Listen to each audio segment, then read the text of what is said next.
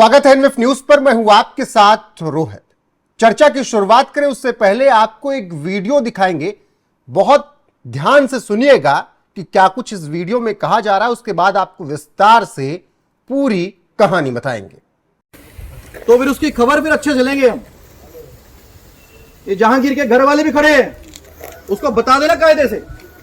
ये बार बार जो खबरें आ रही है कि उसके लोग धमका रहे हैं, तो फिर अच्छे से खबर लेंगे, फिर बाद में रोना पछताना मत।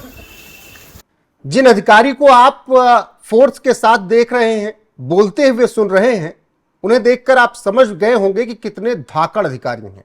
ये उत्तर प्रदेश में योगी पुलिस के सिंघम हैं। नाम अजय पाल शर्मा, एनकाउंटर स्पेशलिस्ट कहे जाते हैं और इस वक्त पश्चिम बंगाल के उत्तर 24 परगना में चुनाव ऑब्जर्वर है। वहां शांति व्यवस्था कायम रहे, दूसरे फेज की वोटिंग अच्छे से हो, इसको लेकर ये अपने अधिकार क्षेत्र में काम कर रहे हैं और उसी बीच ये तमाम उपद्रवियों, हिंसा करने का प्लान करने वालों को समझा रहे हैं। जहांगीर और उसके परिवार को भी उन्होंने खुलेआम समझा दिया कि कायदे में रहोगे तो फायदे में रहोगे, 29 तारीख को बवाल करने की सोचना ही मत। अब मेरे साथ वरिष्ठ पत्रकार पंकज प्रसून है, उनसे चर्चा करेंगे। अजय पाल शर्मा का जो एक सिंघम अवतार बंगाल में दिख रहा है, आप उस पर क्या कुछ कहेंगे? सबसे पहले घटना बता देते हैं। ये उत्तरी 24 परगना का फलता विधानसभा क्षेत्र है और फलता विधानसभा क्षेत्र में टीएमसी का एक उम्मीदवार है जिसका नाम है जहांगीर खान। और जहांगीर खान इतना बदमाश है कि एक उदाहरण समझिए कि पिछली बार जेपी नड्डा जो कि भारतीय जनता पार्टी के राष्ट्रीय अध्यक्ष थे, उन पर इसने पथराव करवा दिया था। तो इसका मनोबल कितना बढ़ा हुआ है। ये अभिषेक बनर्जी का काफी करीबी है और जहांगीर खान की छवि पूरे इलाके में एक दबंग, दबदबा, गुंडा, आप इसको जो बोलिए वैसी है। अब अजय पाल शर्मा जब पर्यवेक्षक बनाकर वहां भेजा गया तो इनको खबर मिली कि जहांगीर खान के कुछ लोग आम वोटरों को डरा धमका रहे हैं जी।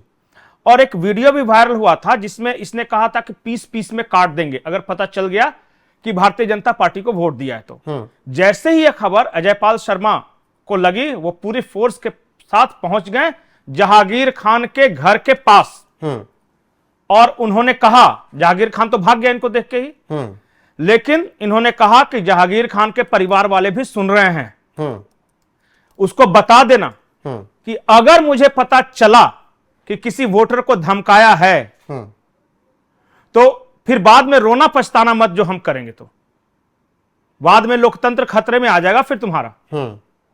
और फिर उन्होंने सभी मतदाताओं से कहा कि एक आदमी को भी आपको सिर्फ इतना करना है कि हमें खबर भिजवा देना है कि अगर यह जहांगीर खान एक भी मतदाता को डरा रहा है, धमका रहा है, तो जरूरी नहीं कि वो मतदाता बताए जी। कोई भी आसपास के लोग जो वहां मौजूद हैं, आप सिर्फ हमें एक बार बताकर देखिए, फिर इस जहांगीर खान की सारी हेकड़ी हम निकालेंगे। वैसे भी अजय पाल शर्मा का जो ट्रैक रिकॉर्ड है वो जहांगीर खान जैसे गुंडे बदमाशों को सबक सिखाने के लिए काफी है। जो समझदार होंगे वो समझ गए होंगे। इन्होंने जरा भी समय वेस्ट नहीं किया। इनके पास जैसे ही खबर आई, ये पर्यवेक्षक बनाए गए हैं और फिर वो सीधे कहां पहुंचते हैं, वो चाहते तो कहीं भी सीधे उसके घर पे चढ़ गए कि हिम्मत है तो आ जाओ और तुम वोटरों को डराओगे और ये कहोगे कि पीस पीस में काट देंगे अगर टीएमसी को वोट नहीं दिया तो, और उसके बाद तुम रह जाओगे और नेतागिरी भी कर लोगे। इतना ही नहीं, एक और धमकी आई है जी। ममता बनर्जी ने बंगाल पुलिस के जवानों को धमकी दी है और यह कहा है कि 4 तारीख के बाद भी तुम्हें बंगाल में ही रहना है।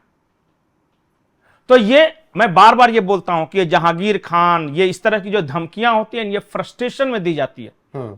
जहांगीर खान को पता है कि फलता से इस बार वो हार रहा है और इसलिए वो डरा रहा है, धमका रहा है मतदाताओं को। अगर वो इतना बड़ा शेर था तो फिर आ जाता। अजय पाल शर्मा गए तो थे उसके घर के पास और आके बोल देता, तब समझे ना कि वो शेर है। और अजय पाल शर्मा ने वहां पर बहुत बाकायदा परिवार वालों से जहांगीर के कह दिया कि बाद में खबर लूंगा तो फिर चीखना चिल्लाना मत, इसीलिए पहले समझा देना, वरना खबर बुरी तरीके से ली जाएगी अगर इधर 3-5 क्या उपद्रव किया तो। क्योंकि पहले फेज में काफी बवाल हुआ था, दूसरे फेज में भी आप देख रहे हैं उत्तर 24 परगना, दक्षिण 24 परगना में किस तरीके से लगातार बम, जिंदा बम, देसी बम मिल रहे हैं। तो ये पूरा एक प्लानिंग है कि 29 को बवाल किया जाए और ऐसे में अजयपाल शर्मा ने जिस तरीके से मोर्चा संभाला है, आपको लग रहा है कि शांति तरीके से उस पूरे इलाके में मतदान होता हुआ दिख रहा है?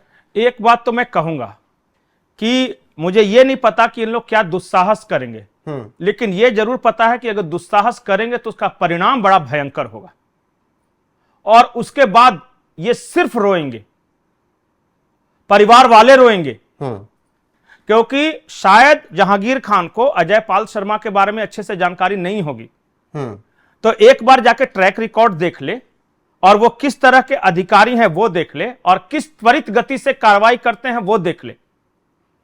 एक बात समझ जाइए कि बहुत सारे इस तरह के लोग हैं, ये शौकत मुल्ला, ये जहांगीर खान। मैं उत्तर प्रदेश के बारे में कभी कभी बोलता हूं कि एक जमाना था जब वहां 1 डिस्ट्रिक्ट 1 माफिया रहते थे, तो बंगाल में अभिषेक बनर्जी या उनकी टीम ने भी 1 डिस्ट्रिक्ट 1 माफिया इसी तरह पैदा किया है। कहीं ये शौकत मुल्ला रहेगा तो कहीं जहांगीर खान रहेगा। मैंने बकायदा पूरा एक विवरण बताया था संदेश खाली के समय ही कि किस जिले में किस माफिया को पाल रखा है। उनमें से बहुत सारे लोगों को टिकट भी दिया है इन्होंने जी। और ये जहांगीर खान को भी टिकट दिया है, इसको उम्मीदवार बनाया है।